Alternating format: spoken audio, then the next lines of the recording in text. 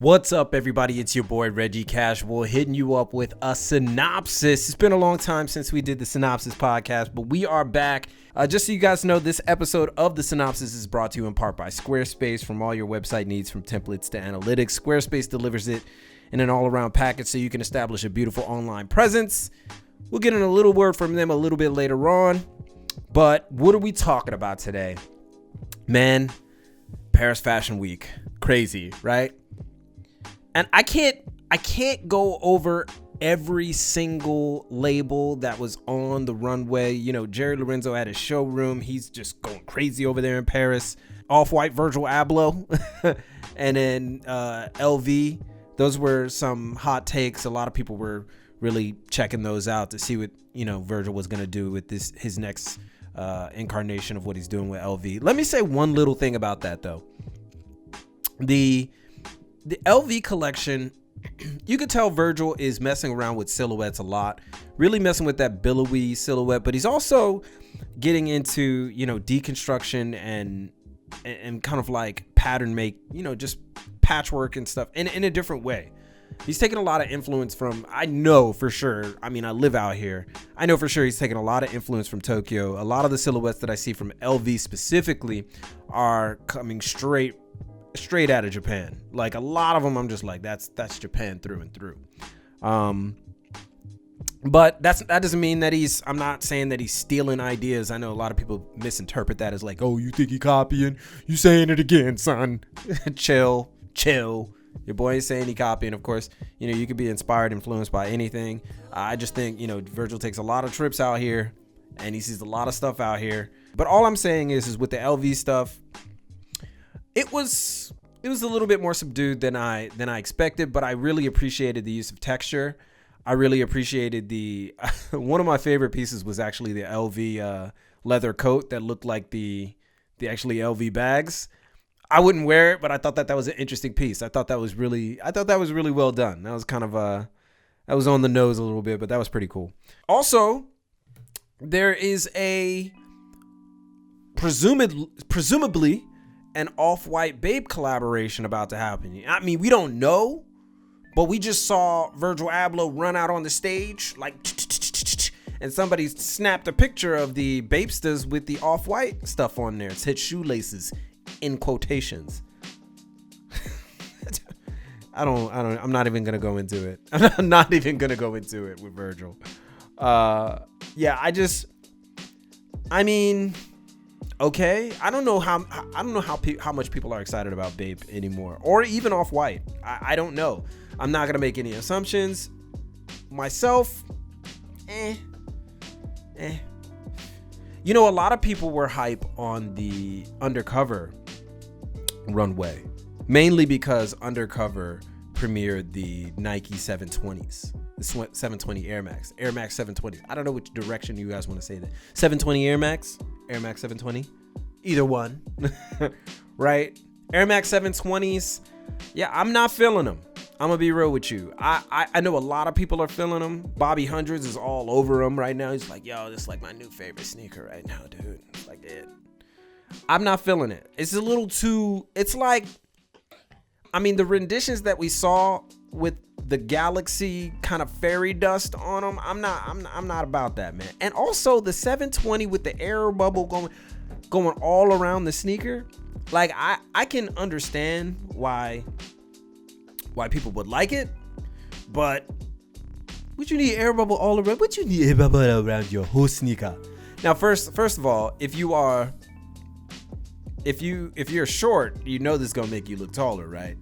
I ain't gonna tell anybody my height, but I mean, I may just have to risk it because I'm not feeling them right now, unless there's like an iteration down the road that's a little less. I just don't like the way the geometrics are on the shoe. It just looks like, I don't know. It's just not appealing to me.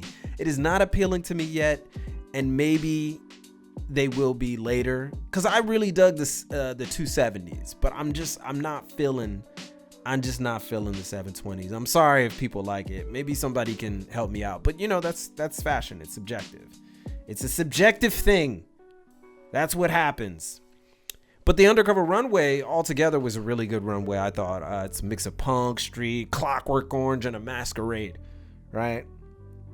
They even had a few cats in bathrobes, right? So it's like, yo, put this bathrobe on, baby, and just, you know, go down the runway like that. I think Jun Takahashi is one of the best designers of all time, to be honest with you. I'm really big on Jun Takahashi, so you know, that's just me.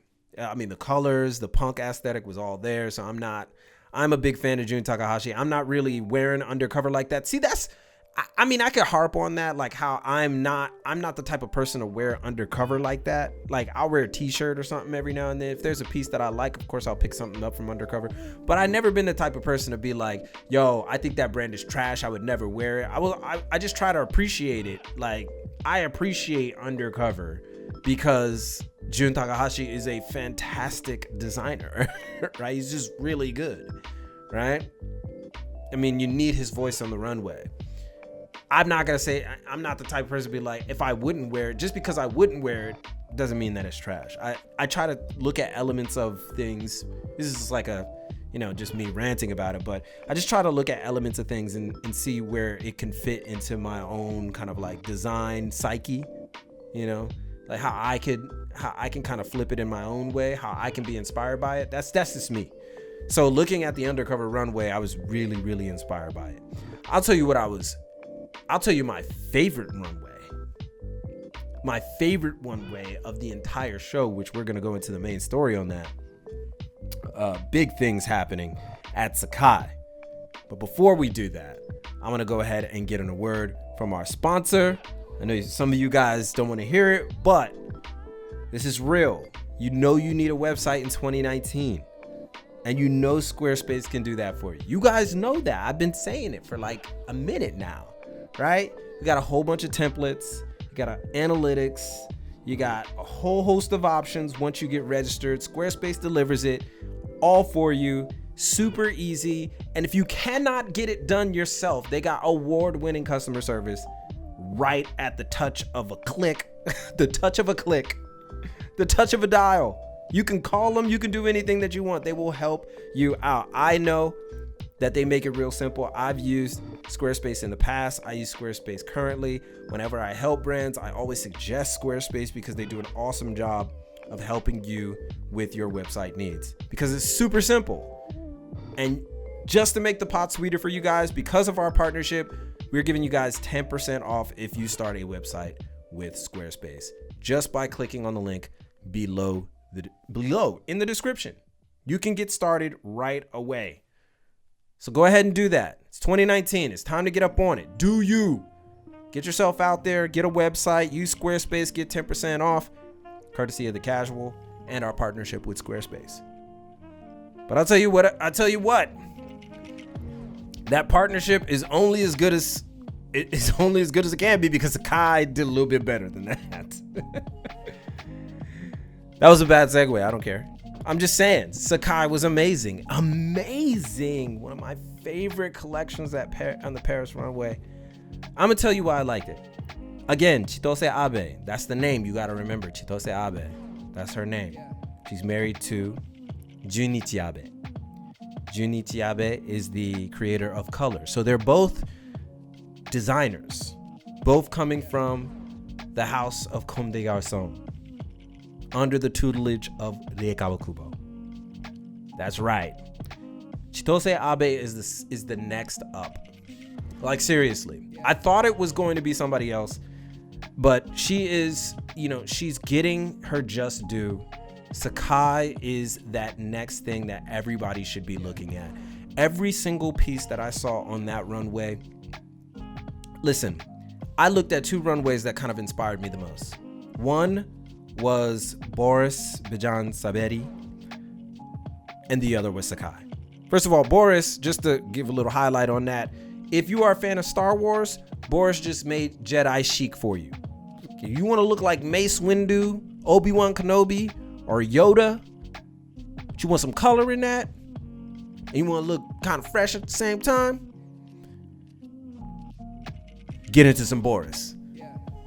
That runway was fire. I love everything about it. I wouldn't do it, Some of the pieces I would do. Some of the pieces I would be about. I just thought I should lay that in there. Really, really check that out. But Sacai, man, it was recognizable. It was unique. The layering options were amazing. Very few runways I look at and I'm like, I want most of the pieces. I was looking at the women's pieces like, I need to get that for my lady.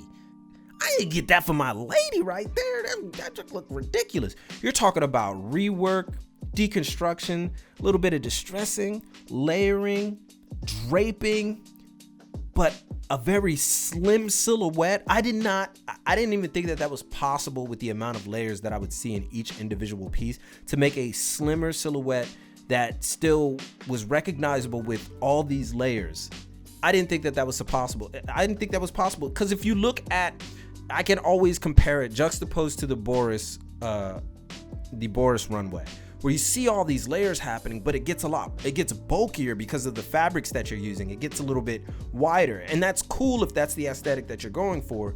But with Sacai, she was, Chitose Abe's putting together these fabrics, doing a little bit of patchwork, rework, reconstruction, a little bit of texture here and there, and then boom, you got this, and you still have this nice slim silhouette that looks contemporary while at the same time out there without being too loud.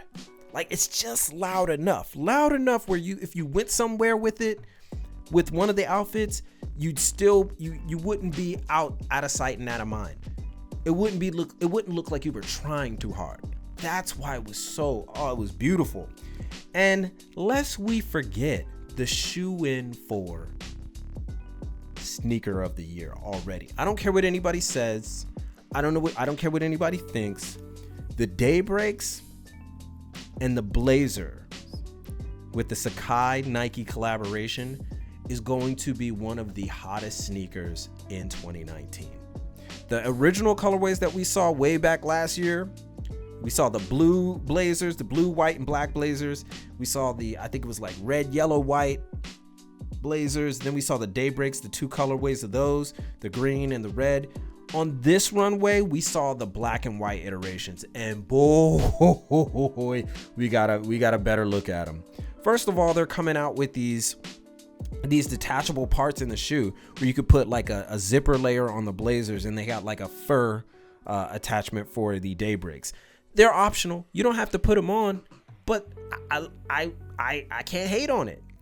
It further adds to that element of deconstruction and reworking that Sacai is all about. So I am 100% behind this label and their runway.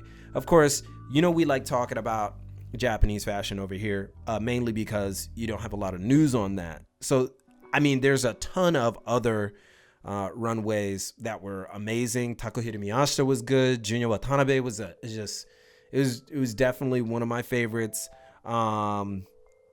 There were so many more. It's just really hard to put it in my mind right now because I was looking at like so many over the course of the last week, and I was kind of amazed.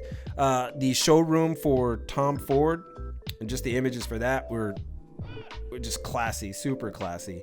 I really enjoyed it. Dior was really good. There's just a lot of great collections infusing a little bit of 90s, a little bit of street. Everybody's kind of going in the same direction, and a little bit of utilitarian.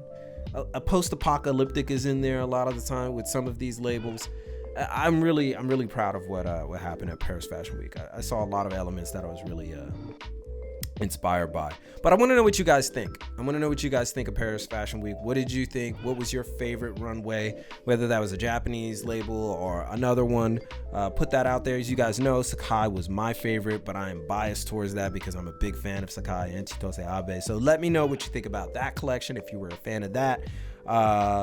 Get your thoughts in on the Blazers and the Daybreaks or the 270s or those boots that also showcased at the Undercover runway.